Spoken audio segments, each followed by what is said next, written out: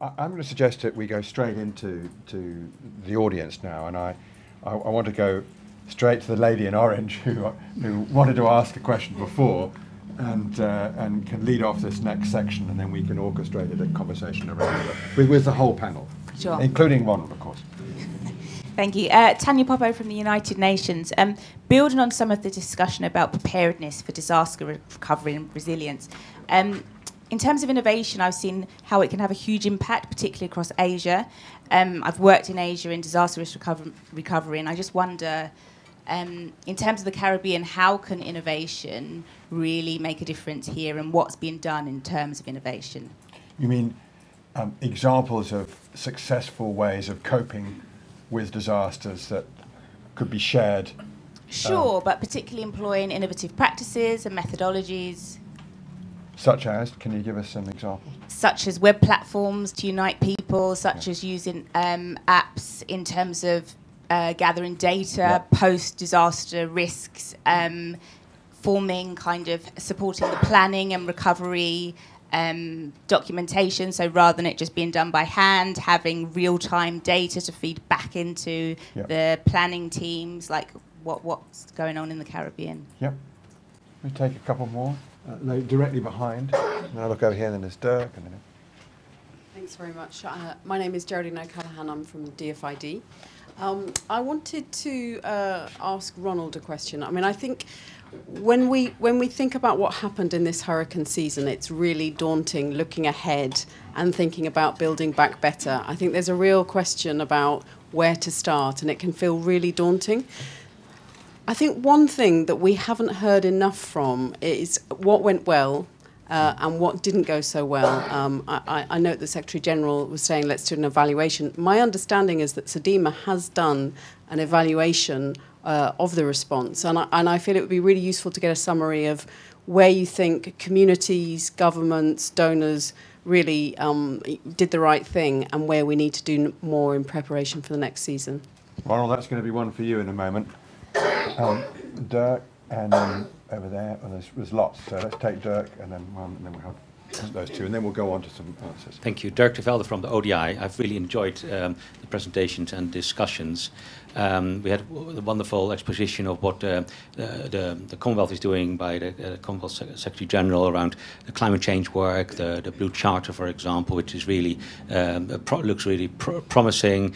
There are other areas where the Commonwealth is also doing fantastic work. It's the resilience profiling work has been going on for 2 decades, long before some of the other donor agencies were looking into this.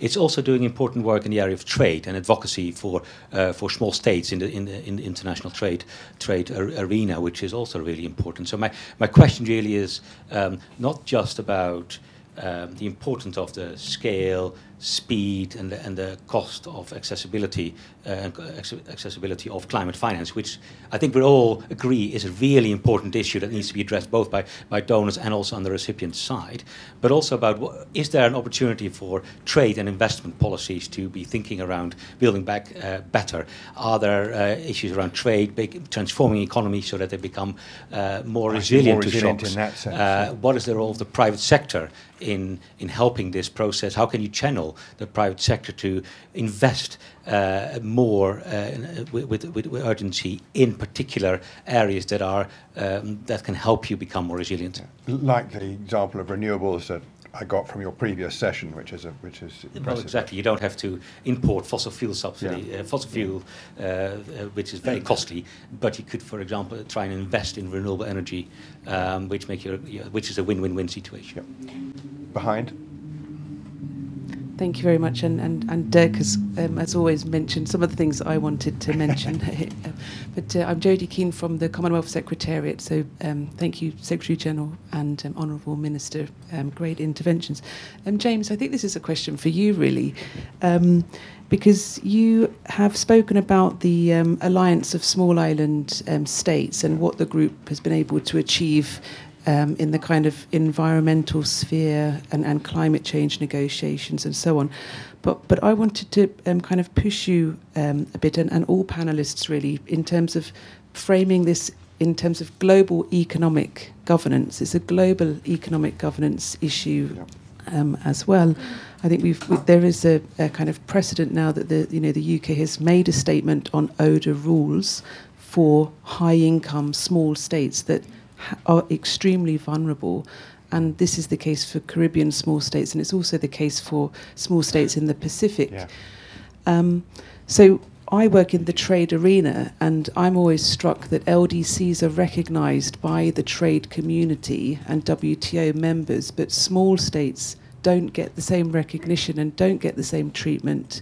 And I think this is a kind of global economic governance issue. So it's kind of making the case on the environmental front, on the trade front, and also the finance front too. No one has mentioned shock facilities in this room, and I'm quite surprised actually, because a few years ago, shock facilities, small states, this was quite a big issue, but no one has actually mentioned that here today. So just wanted to push the panelists just in terms of global economic governance and building back better, or perhaps getting them fit for purpose. Really, thank you. Last one over here, and then we'll have some responses. Dorothea Hodge, a former representative for the government of Anguilla and now the Ramphal Institute. I'd like to really thank the panel for today's discussion. It's been absolutely extraordinary. Just a very quick question. I returned from Anguilla and St. Martin a few weeks ago, and what was particularly noticeable, not only the great losses, but actually the point that the Honourable Minister made that the next hurricane season is 5 months away. I'd be quite keen to hear from the panel their view on the single most important action to be taken within the next in the next couple of months to make the most difference in supporting those communities to build back better and develop their own resilience. Thanks. What an excellent question. All right, there's plenty there. Lots of good questions. Let me just open it up across the panel. It's a free for all. Let's start with a minister, and then we can work down. You pick up the questions you want, and I'll make sure that everybody gets an answer. Sure. The lady in orange, I'm sorry, I forgot your name. You spoke about doing things in a more innovative way.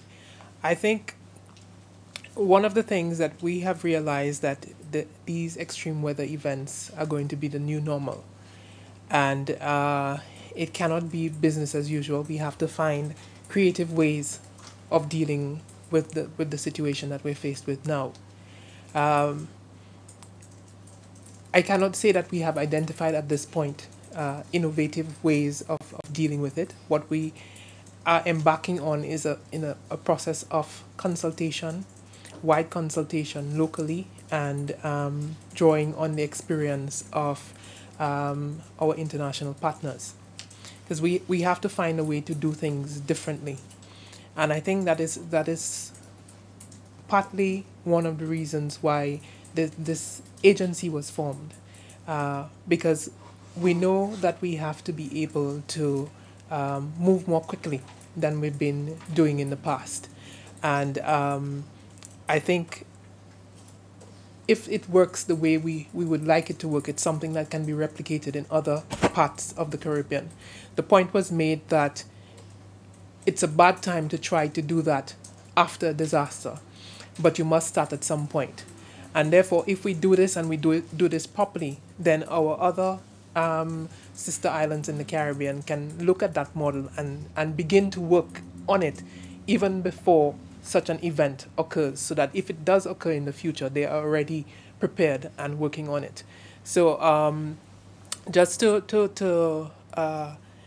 touch on the point that was made by the lady from the Commonwealth. We in the Caribbean have been making the argument for a very long time that small island developing states have to be put in a separate category.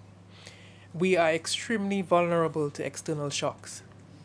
We may be listed as high-income countries and upper middle-income countries, but a single event like Hurricane Maria, where it destroys 230% of our GDP, or in BVI's case, it destroys 300% of their GDP. It's the entire country that's affected. And just to recover from that is going to take many, many, many years. And so when one looks at the question of how do you qualify for overseas development assistance, you have to have in mind the special vulnerabilities of countries like ours and the difficulty of being able to respond to events such as these. And therefore, there must be a special category, a special consideration given to small island developing states. There has been discussion about developing a special vulnerability index, and that should be the criteria that is applied. Now, we have been talking about that for quite some time, and I am glad that the UK is finally fully on board, because I think they saw for themselves very clearly when their territories in the Caribbean were badly hit. And I think it drove home to them what we have been saying, what we have been arguing and advocating for the longest while, that you have to treat these countries in the Caribbean, our small island developing states, in a different category. Thank you. Great. I have something to say about that too in a minute, but I'm going to keep going around the room. So, Secretary General, respond to whatever you wish, and I'll make sure that all the questions are covered one way or I another. think one of the things that came out really clearly is the need to be holistic. And if you look at what the Commonwealth has been doing, not just in the last 18 months since I've been Secretary General, but before, it's been trying to respond to those holistic needs, because we've been looking at debt management. Why is this one of the most heavily indebted countries and regions in the world? Because it is one of the regions most affected by climatic episodes. And every time they get over one, they're hit by another. So ODA has been an upward struggle to get people to understand that. But we've been working on creating a vulnerability index, which absolutely helps to understand that this vulnerability is inherent and not as a result of fiscal ineptitude by the countries. Yeah. So there was this idea that it was fiscal imprudence that caused countries not to do well, whereas we know when we look at the analysis of what happened, say last summer and autumn, that it was driven by things beyond people's control. The work that we've been doing on diaspora infrastructure financing, the work on global economic governance, which has been critical. So all these issues have to be factored in together to have a holistic response, because there's no golden or silver bullet. And if you look at what has happened to Dominica, and I must say this is the most extraordinary event, because to have two Dominicans in the same room means you've got a huge percentage of our population. So three, we've got three, four. This is extraordinary occasion. Because Dominica topographically it encapsulates almost all the problems that any island in the Caribbean has, and it's all in one island. So if you are able to fix the problems in this island, you get a huge amount of data as to how to solve many of the problems in everyone else. So I think using the things that we have, but we need to have the evaluation coming from SEDIMA, because this is going to really help us, not just for the Caribbean, but elsewhere. We need the frameworks, we need the toolkits of what work, so that it's resilience in a holistic way, which looks at trade, environment, people, society. And I think we can do this, if we choose, by pooling our information, and that is what we're doing in the Commonwealth. We've created an innovation hub where we will be able to pool what works and share that data. And it's really exciting what's happening with the Association of Commonwealth Universities, because we need our fantastic engineers to work out the solution of how do you build on a slope, which doesn't involve you spending 55% on the foundation. We need to have those decisions. For example, we've been talking to Michael Bloomberg, who has just built the most sustainable building. Well, can we get a toolkit or a framework that when we build back better, instead of building back badly, we build back smartly? So I think there's a huge opportunity for us, but it's only by pooling information, pooling data, disaggregating it and sharing it, and not allowing one country to bear the whole burden. And what was said by Ronald is right. The Caribbean collectively have more geniuses than almost anywhere else in the world. If you look at the per capita number of Nobel Prize winners we have, so there's no excuse for our region. But we've got a massives of talent in our Commonwealth. And I think what's great is the Commonwealth truly is a family. And when the Caribbean was hit, and when Asia was hit, and when Africa was hit, we were all hurt. And this opportunity for us to pool information and to build back a Commonwealth better, I think is there if we choose. I'm choosing. I hope everyone else is too. Excellent. Right on cue, Ronald. You might want to have a response to the innovation question, but you were definitely brought into the sort of regional response and what we've learnt worked and what didn't work. Yeah, so just a quick couple of responses. I know we're pressed for time. Innovation is present. Online too, I'm afraid. So. Innovation is indeed present in the Caribbean, and a lot of it is also homegrown, both from the point of view of some of the points raised by the individual who raised the question in terms of development of apps, people working with tools like Alexia and how we facilitate access to information for differently abled individuals who can't necessarily see information on the news. So a lot is going on in the area of mapping. The challenge we have is to ensure that we can not only look at public-private partnership in the context of big industries, but also with some of these youth entrepreneurs or young talent that is doing a lot of this work in the universities. They come to me every day and I try to find ways to see how can SEDIMA engage in a partnership with these young people to unlock the potential and to have the sort of national state partnership.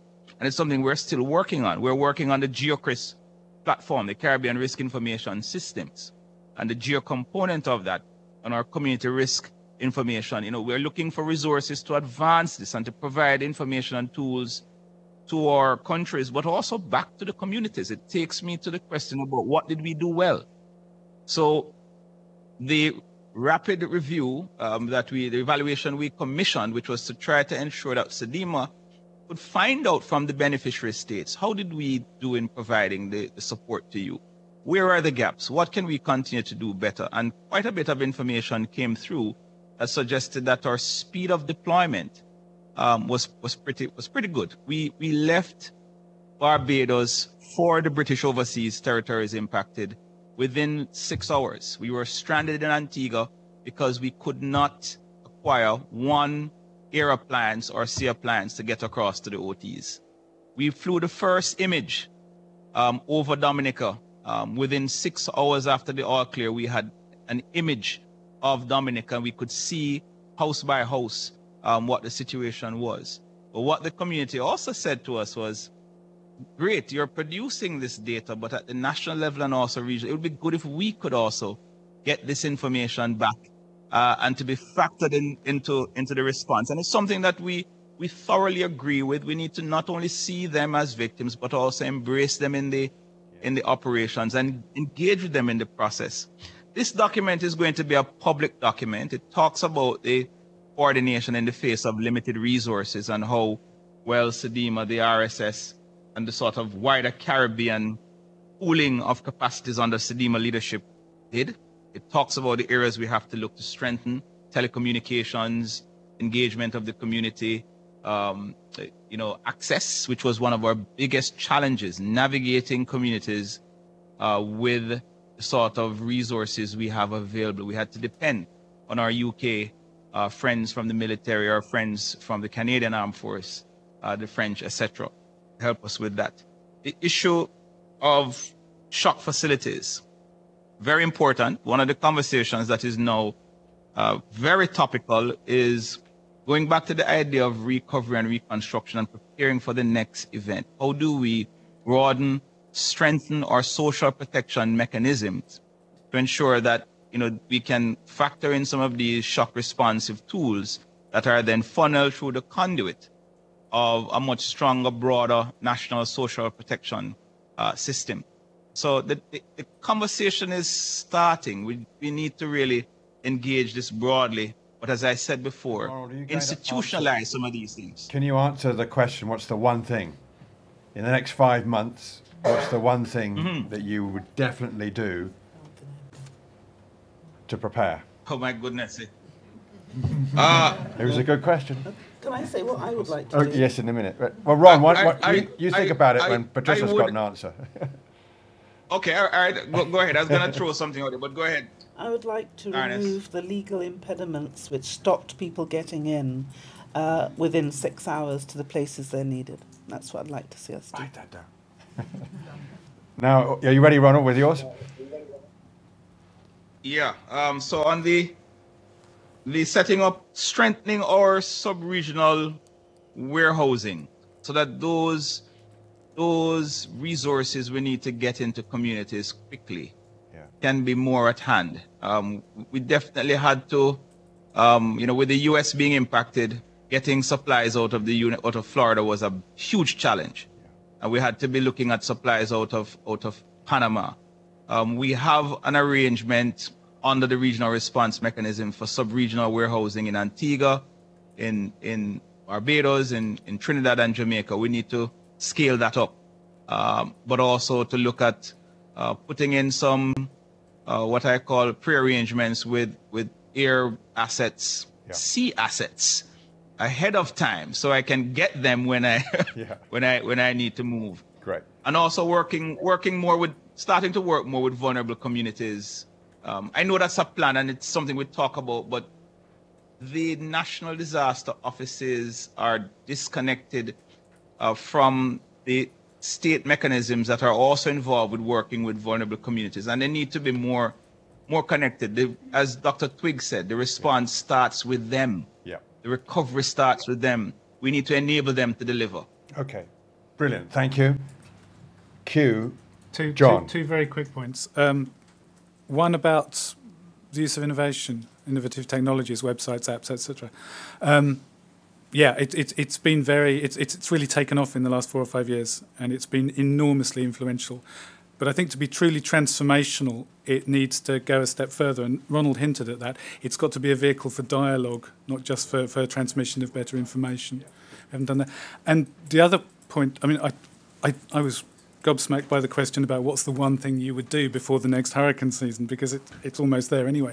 But maybe it's just worth looking back and thinking that given the severity of those hurricanes last autumn, the number of lives lost was actually remarkably slow. And that says that actually the preparedness system worked pretty well in saving lives. The damage to property was another matter. But I think that's a great achievement. Now, we are rapidly approaching time. I want to read some of the brilliant questions that have come out here. So I'm just going to read them all out. It's not possible, sadly, for those on the line to answer them all. We haven't got the time. But as I read them out, maybe you can think of a closing remark or answer to one of these questions, or something that we can leave our audience online as well, satisfied that we've taken care of their interests. So here we go. Apologies, I'm going to rattle through it because they're really good. So Dr. Stacey Ann Robinson from Brown in the States. I would like more info on the insurance framework that James and David Pierce worked on. What was the basic structure? Why did it fail? Is it something we could revisit today? I'll help follow up afterwards. I don't quite know exactly how we will do it. But the answer is it was a failure to negotiate it in, but the basic ideas of an insurance mechanism that people paid into are still around and could be revisited. Waynella Isaacs, environmental engineering PhD student at the University of South Florida. Right on Patricia Scotland QC said that climate adaptation resilience must be bottom up. My interest is in water and wastewater management, and I'd like to know what is being done by Caribbean utilities to engage communities and build partnerships to implement climate adaptation interventions. Are climate resilient water sector investments mostly top-down, or do they recognise the agency of the end use? Lots of interesting, we have people here in ODI who have one or two thoughts on those matters. Denise Ducky from Columbia University asks, Patricia Scotland mentioned the challenge of access to climate change data. and minimizing technical capacity constraints, what are the plans to improve the development, use and communication of climate information? Sandra Messiah from Public Service International asks, I'm extremely proud of SEDIMA, our Caribbean agency that undertook a mammoth task and did it well. My own view is that we need to see more Caribbean governments, followed by development partners, putting more resources into the agency. Maya Trotz from the University of South Florida also. There's obviously a community in the University of South Florida, interested community for good reason. How do islands who inherited infrastructure from colonial times upgrade their infrastructure for climate change adaptation with funding from the private sector that benefited from slavery? There's a few things thrown into this one. CARICOM is pushing for reparations. Is this a time to link reparations with climate change adaptation? Francesca de Segli from the World Food Programme, Latin America and the Caribbean asks, how can national social protection systems in the Caribbean better contribute to building resilience and also support relief and recovery efforts? Can shock-ready and shock-responsive social protection systems play a role in building back better? And finally, Karen Wides from the University of Kent asks, I do most of my work in Haiti and have just returned from 2 months there looking at progress since the 2010 earthquake. Listening to the discussion, it feels like the non-English speaking Caribbean is a different world, if not a different planet. How much of this cooperation, sharing and so on includes the Spanish and French and Creole speaking Caribbean? Lots there. Sadly can't deal with them all, but it may work its way into your concluding remarks at some stage, because then we are going to have to bring this event to a conclusion. So let me start with the Minister. You can say whatever you like in conclusion. Thank you very much. I think we must not lose sight of the fact that in building a more resilient nation, you have to look at more than just building resilient infrastructure. You have to look at it from a holistic point of view. How do you make your economy more resilient? How do you make communities more resilient? There's a point that was made in relation to the whole issue of colonialism and slavery, and that is a deciding factor in where we are today. The places that we built, the weakness of our infrastructure, all flows from poor development practices during colonialism.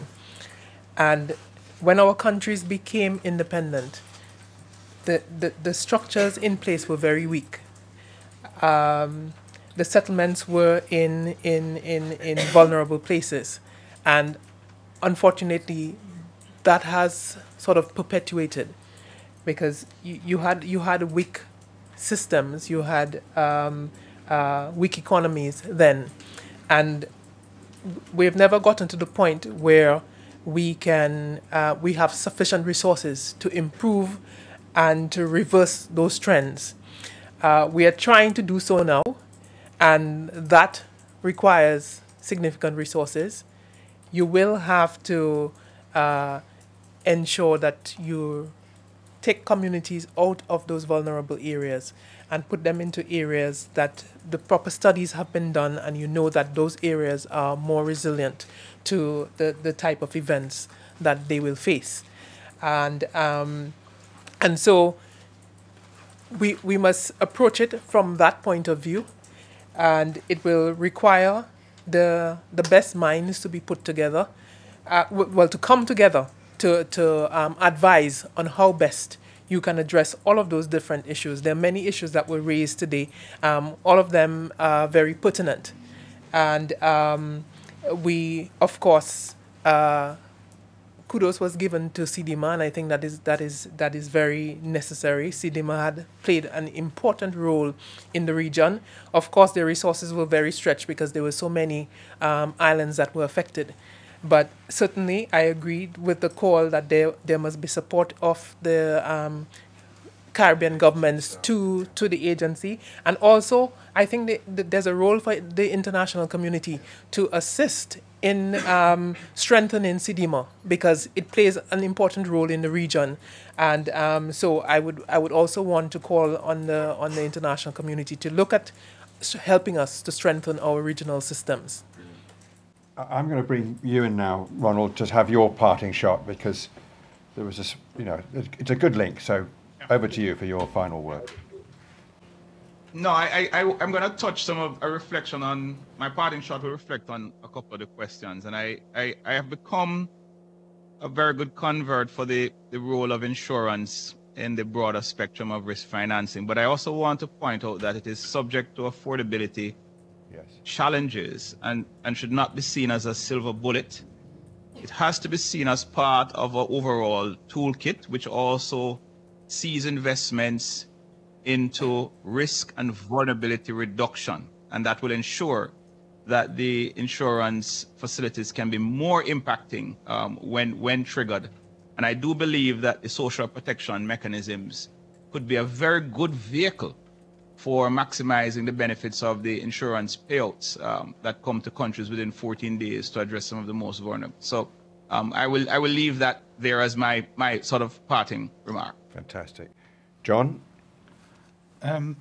Just a sort of throwaway suggestion, really. I think, and it comes from the workshop we've had today at ODI, where we've been exploring a whole load of challenges and opportunities and innovations. There seems to be a lot of scope for exploring more creatively the potential for collaboration between different kinds of stakeholder, between disaster management and other government organisations and community agencies, non-government agencies, other bits of civil society, the private sector, and so on. And the potential is there, but it doesn't seem as if it's been fully exploited yet. Secretary General. I think what's just been said is absolutely right. What we need more than anything else is collaboration, because the problems we've been discussing are affecting all of our countries, not just the Caribbean, whether it's on a micro or a macro scale. And what we've been talking about is transformation. A way of responding holistically to the critical issues which we now face. And actually, if you look at the Sustainable Development Goals, they're about how do we deliver on those. And the Sustainable Development Goals were actually, I believe, born out of the Commonwealth Charter. Because if you look at the Charter, 1 to 16 is 1 to 16 of the SDGs. And then SDG 17 is partnership, which is in the Commonwealth preamble. So I think there's a real opportunity for us to work together to create a regenerative model of development, because that's what building back better it is. How do we regenerate communities, environment, our industries, our commerce? And so I think that there's a huge opportunity for the Caribbean as a great region within the Commonwealth for us to pool the knowledge from right across the 52 countries and build something which is really resilient, really transformational, but it's a real toolkit. And I love the idea that everyone has been saying toolkit, toolkit, toolkit. Why? Because if you work out how to do it, you can train the trainers to develop it. And in this new interconnected world where we are able to help each other even at a distance, I think we have many of the tools which will enable us to transform our futures. But I think we have to choose to do it. And this is a big wake-up call to all of us, whether we're public, private sector or charities, that we have one earth, one common earth, and we have to save it if we can. And the Commonwealth is creating this idea now of a common earth. We're a Commonwealth, common agenda. And so what are we going to do to make it safer? And I think we can do it if we choose. Marvellous. Well, thank you very much for all of your contributions online, via video link, in this room, on the panel. This is what we want ODI to do, to convene people like you to have these sorts of conversations, to help with reframing of big ideas about what aid should be, what a regenerative economy should look like, how to combine a variety of expertise to solve real-world problems, to look after the interests of the most vulnerable in particular. And so I'm delighted that you've all come here to ODI to have this discussion, and those online, I hope you've enjoyed it. And let's keep the conversation going so we can make a difference. Thank you very much.